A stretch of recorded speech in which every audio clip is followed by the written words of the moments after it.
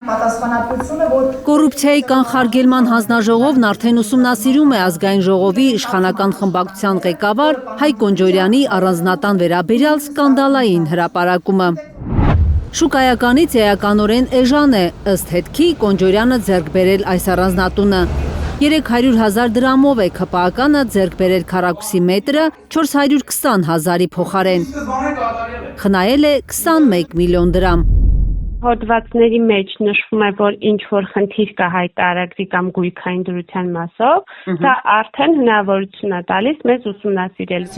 Հարցումներ է անելու հանձնաժողովը, լսելու են Կոնջորյանի պարզաբանումները, Կանխարգելել կոռուպցիա։ պահանջելու են ներկայացնել գործարքի պայմանագրերը։ Հայկ Կոնջորյանը իհարկե սվիներով է ընդունել հետքի հրապարակումը, անվանել այն ոտքից գլուխ կեղծ։ Իշխանությունները բնականաբար դժբախտաբար ինչպես նախկինների ժամանակ ներկայում են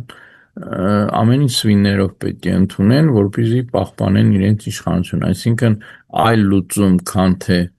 փորձել արդարանալ, փորձել, այսինքն ինչ որ բացատրություններ գտնել, ես չեմ տեսնում եւ դա շատ վտանգավոր երևույթ է։ Ենթադրյալ կոռուպցիոն հովանավորչության վերաբերյալ հրապարակումները անմիջապես պետք է քննության առարկա դառնան, վստահ է Transparency International հակակոռուպցիոն կենտրոնի ղեկավարը։ Եթե չեն անում, մենք ուրեմն ունենք մեկ այլ լուրջ կասկած, այլ բացասական երևույթի ընտրովի մոտեցման։ Ինչու է աղմկում Կոնջորյանը, հոդվածով հետքը հակադարձել է ԿՓԱԿ-ական Կոնջորյանին։ Ըստ հետքի ամեն ինչ արվել է, որ Կոնջորյանը նաև եկամտահարկը հետ ստանա։ Օրենքով սահմանվում է, որ 55 միլիոն դրամի գործարքի դեպքում եկամտահարկը չի վերադարձվում։ Այդ պատճառով 54 միլիոն դրամի շեմը չհատող գին է սահմանվել ԿՓԱԿ-ականի համար։ Մեկ այլ կոռուպցիոն գնման սկանդալ է պայթեցրել հրապարակը։ Ըստ լրատվամիջոցի ԱԱԾ տնօրեն Անդրանիկ Սիմոնյանը 1.5 միլիոն դոլարանոց առանձնատուն է գնել։ Չնայած նրա աշխատավարձը մոտ 800,000 դրամ է, իսկ այդ փողով 1.5 միլիոն դոլարանոց գույք անգամ հիպոթեքով հնարավոր չէ գնել։ Հրապարակը պնդում է, որ այս հարցը քննարկման թեմա է դարձել խորհրդարանի փակ նիստերից մեկում։ Հայաստանի Հանրապետությունում համակարգային կոռուպցիա չկա։ Արդարադատության նախարարի այս պնդման հետ համաձայն չէ Transparency International հակակոռուպցիոն կենտրոնը։ Կոռուպցիան մնում է լուրջ հիմնախնդիր երկրի համար։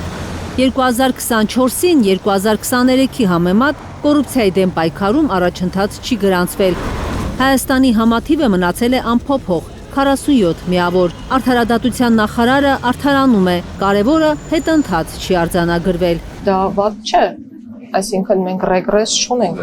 Պրոգրես էլ կա, բայց ոչ թե կոռուպցիայի կանխարգելման, այլ ԿՓԱԿ-ների բարեկեցության հարցում։ Ինչ է նշանակում եկել եք պաշտոնի, որ տուն առնենք։ Կներեք, մարդը աշխատում է, ընդ որում կատարում է շատ ծանր աշխատանք, այդ թվում եւ եսի մասին եմ խոսում,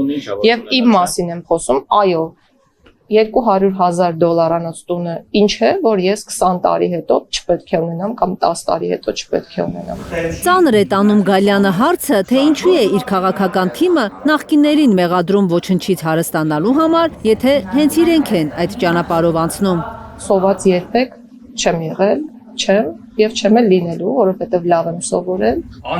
Կոռուպցիայի դեմ պայքարը դոփում է տեղում, որովհետեւ ըստ փորձագետների իշխանությունը պահելու մոլուցքով տարված իշխանությունը աչք է փակում յուրանիներին առնչվող կոռուպցիոն դեպքերի վրա։ Կարնե Մանգասարյան, Միլենա Պողոսյան եւ Արմեն Ապրեսյան, Հայլուր։ Հայաստանում ու աշխարհում տեղի ունեցող իրադարձությունների մասին առաջինն իմանալու համար բաժանորդագրվեք մեր ալիքին, սեղմեք զանգակը, որ բաց չթողնեք ամենահրատապը, կարևորն ու հետաքրքիրը։